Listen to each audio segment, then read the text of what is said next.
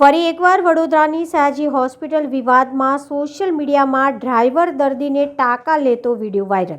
વડોદરાના સોશિયલ મીડિયાના સર્કલમાં ખાનગી એમ્બ્યુલન્સના ડ્રાઈવર તબીબની જેમ દર્દીને ટાંકા લઈ રહ્યો હોવાનો વિડીયો વાયરલ થયો છે। વિડીયો સયાજી હોસ્પિટલનો હોવાનું અનુમાન લગાવવામાં આવી રહ્યું છે। ગંભીર ઘટના અંગે ડૉક્ટર રંજન અય્યરે નિવેદન આપતા કહ્યું કે આ વિડીયો હાલનો છે કે જૂનો તેની પુષ્ટિ કરવામાં આવશે। જવાબદારો સામે કાર્યવાહી કરાશે। એક વિડીયો મારા ધ્યાને પણ લાવવામાં આવ્યો છે અને સોશિયલ મીડિયામાં વાયરલ થયેલ છે।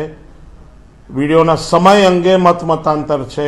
અમુક વિશેષકો એવું કહે છે કે આ કોઈ જૂનો વિડીયો છે, અમુક લોકો કહે છે કે તાજેતરનો વિડીયો છે।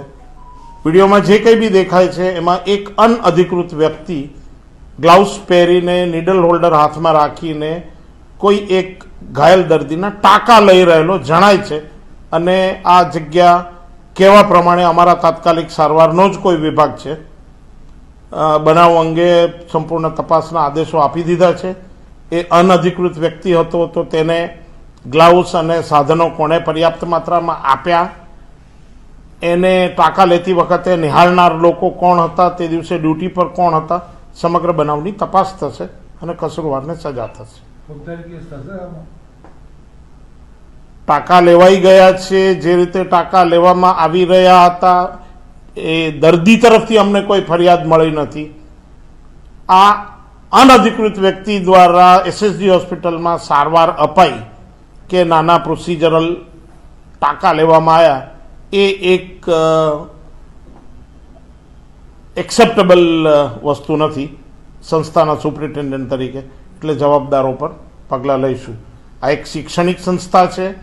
અહીંયા આગળ રેસિડન્ટો, ઘણી વખત અંડર ગ્રેજ્યુએટ સ્ટુડન્ટોને પણ અમે CLW સૂચરિંગ શીખવાડતા હોઈએ છીએ, એટલે સમગ્ર બનાવનો રિપોર્ટ આવે ત્યારે કહી શકાય।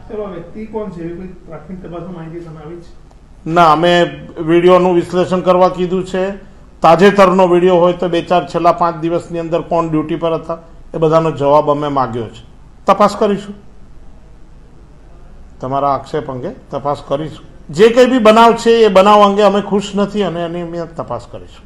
વોલેન્ટિયર સિસ્ટમ અંગે મને ભૂતકાળમાં થોડી ઘણી કંઈક જાણકારી મળેલી હતી। આ વોલેન્ટિયરો અમારા રેસિડન્ટને મદદ કરવા માટે તેમના પર્સનલ સહાયક તરીકે સેવાઓ આપતા હોય છે। કદાચ રેસિડન્ટો એમને પોતાની મદદ માટે રાખ્યા હોય એ તો હું એમને રોકી ના શકું, પણ એ સહાયકો જ્યારે મારા દર્દીને આ પ્રકારની ઇન્વેઝિવ સેવા આપવાનું ચાલુ કરે જે બિલકુલ યથાર્થ